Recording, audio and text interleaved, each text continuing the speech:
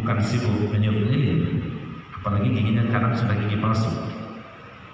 Lihatlah baginda Nabi Muhammad SAW dengan memperbanyak ibadah puasa di hari Senin itu. Lalu baginda Nabi memuliakan hari Kamis.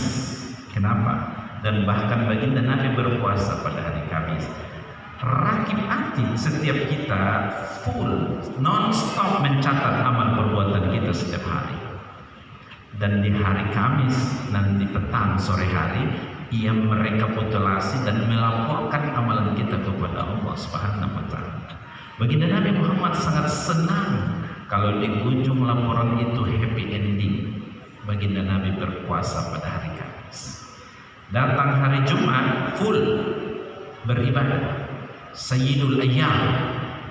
Saking pentingnya hari Jumat, Allah Subhanahu wa taala memberikan nama salah satu surah dari 114 surah dalam Quran, ada namanya surah Al-Jumu'ah. Berakar dari kata jamaah, kumpul.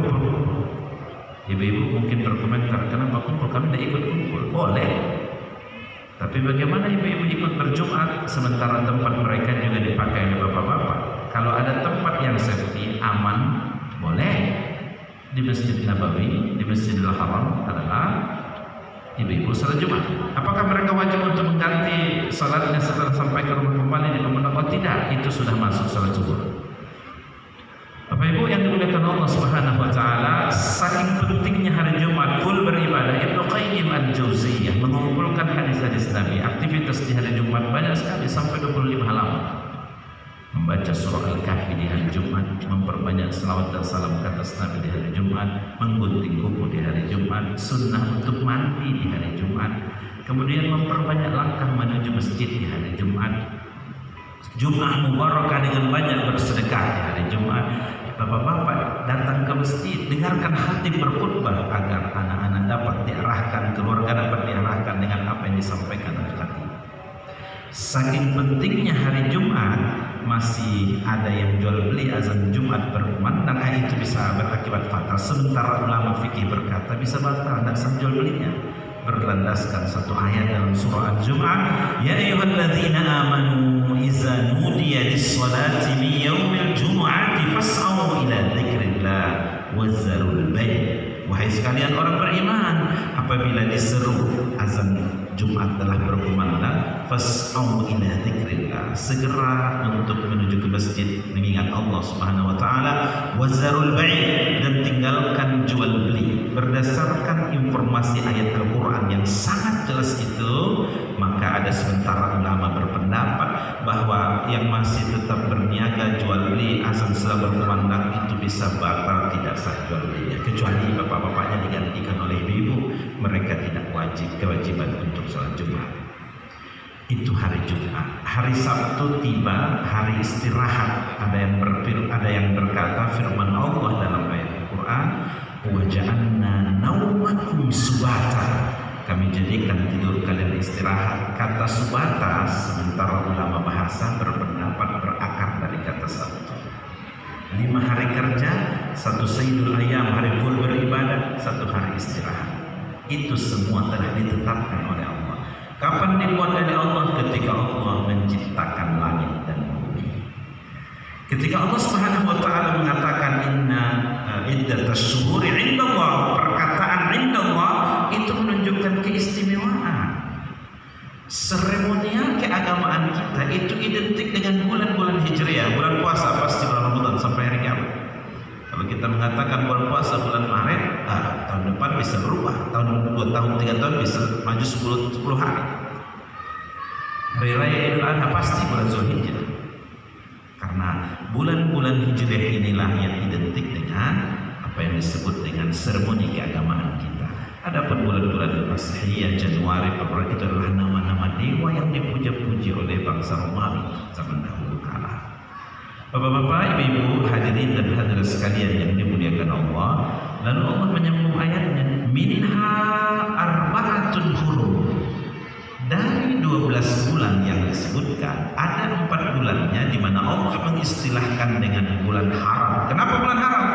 Diharamkan berperang di bulan itu.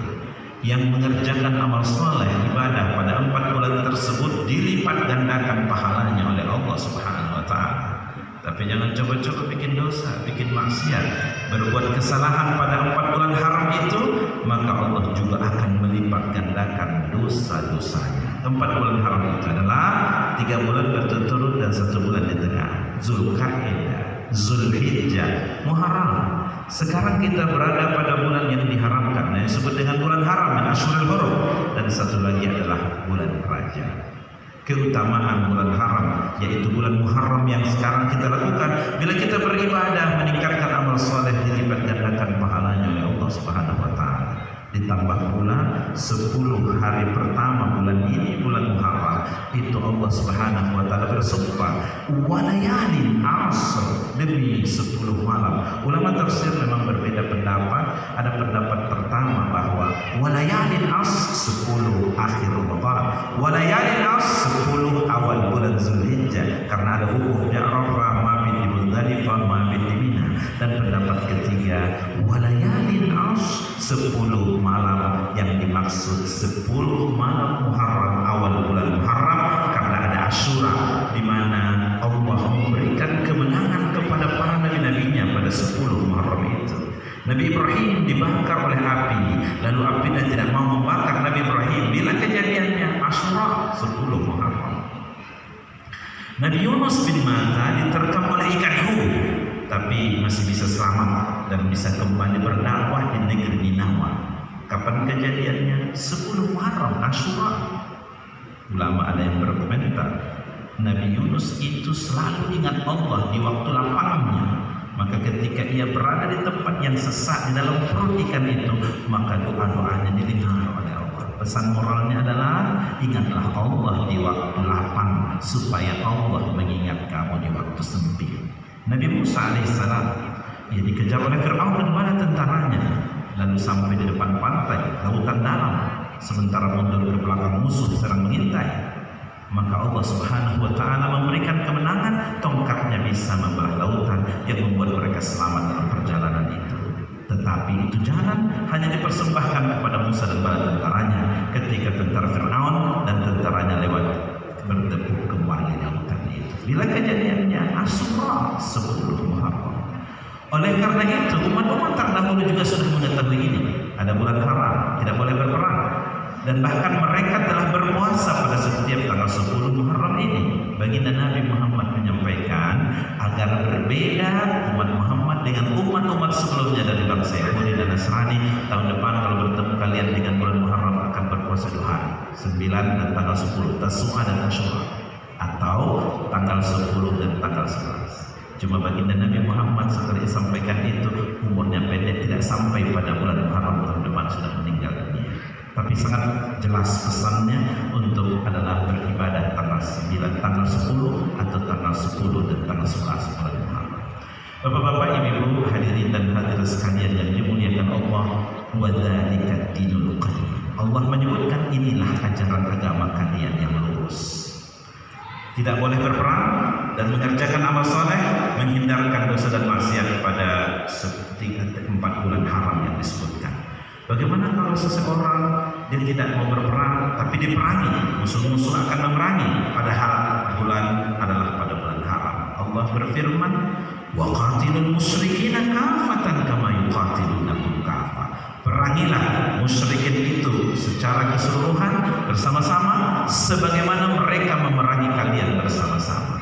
Maka tidak ada halangan kalau Anda yang diajak berperang dan mereka memerangi kalian di bulan haram, perangilah musyrikin itu. Cuma pertanyaan besarnya adalah di sini Allah sebutkan bersama-sama sebagaimana mereka memusuhi kalian, memerangi kalian bersama-sama. Di manakah persamaan atau persatuan kesatuan kaum muslimin hari ini? Jumlah kaum muslimin miliaran. Tidak ada persatuan dan kesatuan. Hanya saudara kita di Gaza dan Palestina tidak mampu untuk dimerdekakan hingga hari ini. Menjadi titik nadir persatuan dan kesatuan kaum muslimin. Di terakhir Allah Subhanahu wa Ta'ala menutup firman-Nya, inna wa'lamu annallaha ma'al muttaqin. Ketahuilah bahwa Allah Subhanahu wa Ta'ala selalu bersama orang-orang yang bertakwa. Orang bertakwa itu, kata para ulama, 4 karakter melekat pada wal amalu bit tanzil. Orang muttaqin itu selalu beramal dengan standar Quran dan Sunnah, tidak ada kehidupannya yang tidak terkoneksi dengan Allah Subhanahu wa taala. Yang ketiga, al muttaqin adalah wal qanaatu bil qalil. Mereka qanaah dengan apa yang Allah beri, walaupun nikmat sedikit tidak berubah syukurnya kepada Allah Subhanahu wa taala. Dan yang keempat, orang muttaqin itu adalah wal isti'dadu li yaumir rahil.